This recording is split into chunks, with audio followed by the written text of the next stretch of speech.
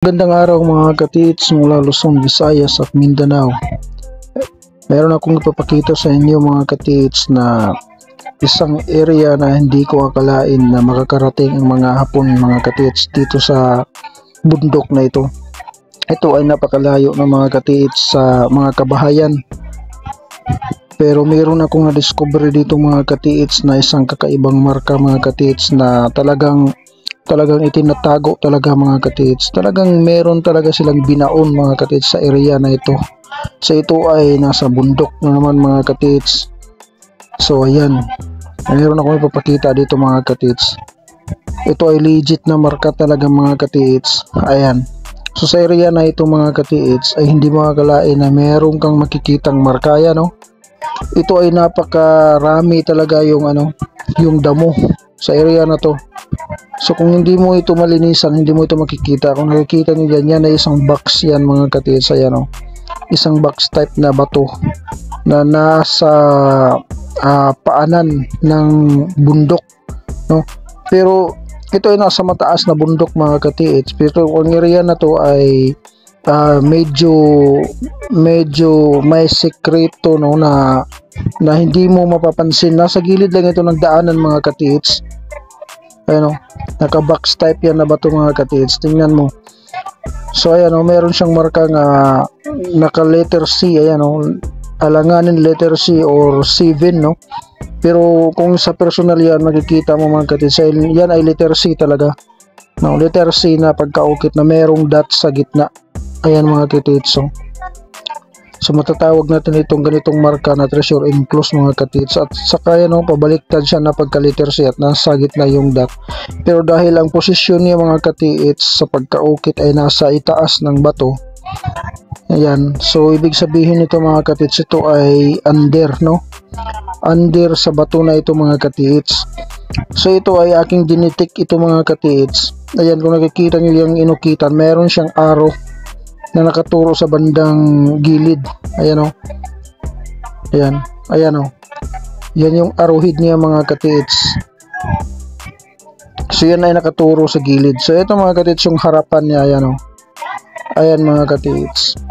So yan ay box type talagang mga katits. At meron siyang cottage sa itaas, no? Kung nakikita niyo yan, ayan, pwedeng yan mga katits, pwedeng creek yan ang sinasabi. At pwede ring yan ay pointer. So ito mga katits, meron siyang nakaukit na letter C. Ayan, letter C yan talaga mga katits. Ayan, kung nakikita niyo yan ay double letter C mga katits. So double letter C yan mga katits. So nagpapahiwatig yan ng entrance, no? Nagpapahiwatig yan ng entrance. So kung saan niya nakaharap ay meron siyang sinasabing entrance na sa bandang gilid. At meron kang makikita mga katits, ayan, na isang bato na parang sinarado. Ayan mga katits, kung nakikita niyo yung position sa bato ay nasa siya, nasa talagang parang walling, no? Meron siyang sekreto dyan mga katits na tinatago sa loob. So yung marka ay naka-letter C na merong dot sa gitna. So may posibilidad mga katits na ito ay isang treasure enclosed, pero hindi natin alam kung sa loob ng bato ang pagkalagay, no? At pwede rin itong nasa ilalim. Huhukayin mo pa mga katits at doon mo makikita ang pinaglagyan. So ayan mga katits yung view niya sa taas. So ayan, medyo paakyat siya konti mga katits. Yan ay may niyog sa taas mga katits. So yung gilid niyan ay merong creek mga katits. Merong creek na yung ginawa nilang creek, artificial creek. Kapag umuulan ay may tubig na dadaan sa gilid ng bato na yan. Itong bato na to mga katits. Ayan, kung saan yung arrow na nakaturo, dyan mismo ay merong small creek na walang tubig, pero pag umuulan ay magkakaroon siya ng tubig mga katits. So yan ay tinatawag na water supply or water trap mga katits. dyan sa binaon nila sa ilalim. Meron siyang malaking sapa sa baba niyan mga katits, kung saan din yan mismo nakaturo yung arrow na yan, ay merong malaking sapa sa pinakababa niyan. Pero dyan sa malapit sa pinagmarkahan yan ay meron silang ginawang creek na artificial. So yan ang sekreto nila mga katiits na dapat nating bantayan mga katiits. So ayan napakaganda, para siyang lapida mga katiits na nakatayo, ayan pero yan ay nasa talaga, nasa patagilid para siyang paakyat, pero maliit lang mga katiits. Man-made talaga mga katiits na ginawa nilang para siyang foot of the mountain, pero hindi talaga yan sa mataas na bundok mga katiits. Pero ito ay nasa mataas na area na bahagi, pero ito ay ginawa nila mga katiits na para siyang nasa foot of the mountain. Hindi mo ito mapapansin, ayan dadaan ka doon sa taas, doon ka dadaan kapag pupunta ka sa bundok na yan. Yung itaas na yan ang dadaanan mo, at sa baba niyan ay merong sekreto mga katiits, diyan nakalagay yung marka. So ayan mga katiits, tuloy natin dito. Meron akong nakita ditong isang puno ng mangga mga katiits. Yung mangga na yan ay sobrang luma na yan, ayan kung nakikita niyo parang siyang binunsay mga katiits, napakatagal na yan diyan na puno ng mangga, at meron siyang nakaukit na marka mga katiits. Ito hindi ko masasabing legit ito kung ito ay luma naman na marka, kasi medyo mababaw yung pagkamarka mga katiits. Ito naman ay para din siyang ginawa nilang marka mga katiits. Ayan, iwan ko kung ito ba ay gawa ng tao or gawa ng mga Japanese Imperial Army noon, kasi yung marka ay parang legit naman siya kung tingnan mga katiits. Pero isa lang ang legit na masasabi ko dito mga katiits, itong lapalapa na nasa itaas, yan ay parang lapalapa ng bata mga katiits. Ang laki niya, ayan nasa taas na siya. So yung niya, itong banda na to, itong sanga na bumubukol sa kabila malapit sa lapalapa na yan ay nakaturo doon sa area mga katiits na meron akong nakitang marka. Doon yan nakaturo mga katiits. So itong puno na to mga katiits ay nasa east ito mga katiits, at kung kukumpasan mo yan patungo doon sa may marka ay nasa northwest mga katiits yung mga marka. Tapos pagdating mo doon sa may marka mga katiits, tatayo ka doon, haharap ka mga katiits sa east na naman.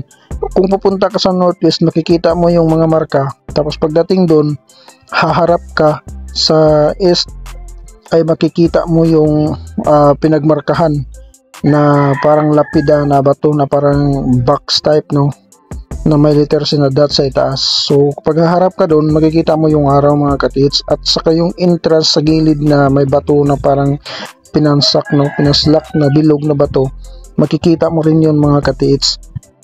So napakaganda ito mga katiits, dahil talagang masasabi mo na meron talagang binaon sa area na ito mga katiits. Meron talagang binaon sa area na ito mga katiits, dahil sa layo na ito, di mo akalain na meron kang makikitang sekreto dito. So balikan natin yan. Ayan mga katiits, so napakaganda kunti lang yung nilagay na marka. Sa tingin ko meron itong mga coordinate markers mga katiits. Siguro nasa mga 50 meters yung distansya, kasi yung punong mangga nasa mga 30 meters yung mga katiits yung distansya dito sa pinagmarkahan. So yung mga coordinate markers nito mga katiits, hindi ko nakikita kasi hindi ko nilibot ang buong area. Pero kung titingnan mo ay hindi mo akalain na meron dito mga katiits sa area na ito. Napaka na kasi hindi mo akalain na meron talagang nakabaon diyan. Yung hindi mo talaga akalain mga katiits. Minsan kasi yung pagbaon ng mga Hapones mga katiits ay nasa mga area na hindi natin akalain. Nasa mga area na ganyan mga katiits, na hindi natin akalain na merong nakatagong sekreto o nakabaon na deposito mga katiits.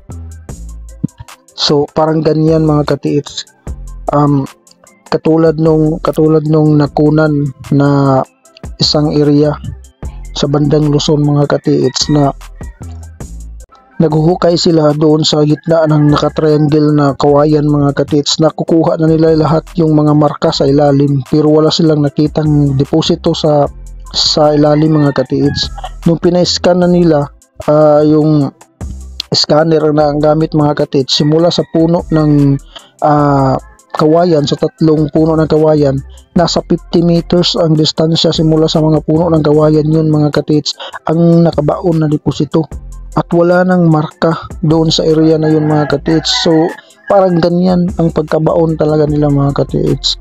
Hindi nila nilalapit sa mga marka yung pagkabaon ng item.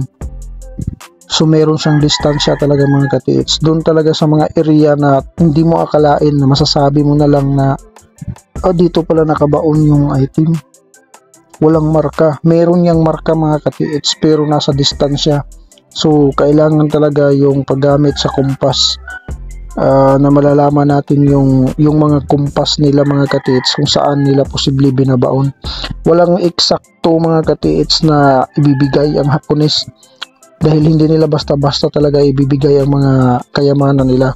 Mga giveaway lang yung karaniwan mga katiits na ibibigay nila sa atin.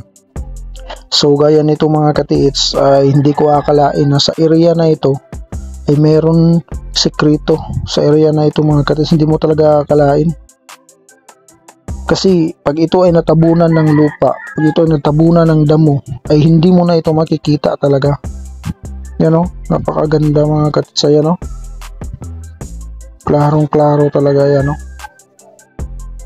Para siyang para siyang lapida mga katiits. Ayan o.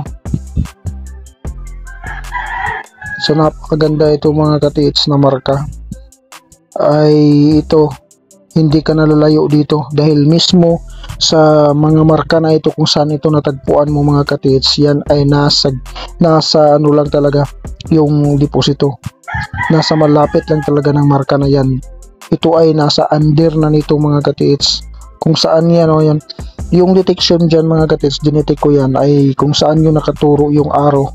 Mga 1 meter ang distansya. Nasa siya mga katiits, nasa gilid siya ng artificial na creek yung detection. So ang entrance na tinuturo niya mga katiits ay itong bato na nasa niya, nasa gilid niya, itong bilog na bato mga katiits. Ito, ayan, ito mga katiits yung tinuturo. So dyan papasok mga katiits, yan ang posibleng entrance. Talagang hindi mo yan mahalata. Kapag yan ay matatabunan ng damo, matatabunan ng lupa, ay hindi mo na ito makikita mga katiits. So dito talaga ay 100% talaga ito mga katiits na meron talagang nakabaon sa area na ito. Yung dalawa lang yung makikita mong bato mga katiits. Ayan o, dalawa lang. Kung ito ay sinadya nila mga katiits na ipakita sa mga tao dyan sa bundok na yan, at pwede nila itong ilagay mga katiits sa top, yung hindi mahihirapan yung tao sa paghanap.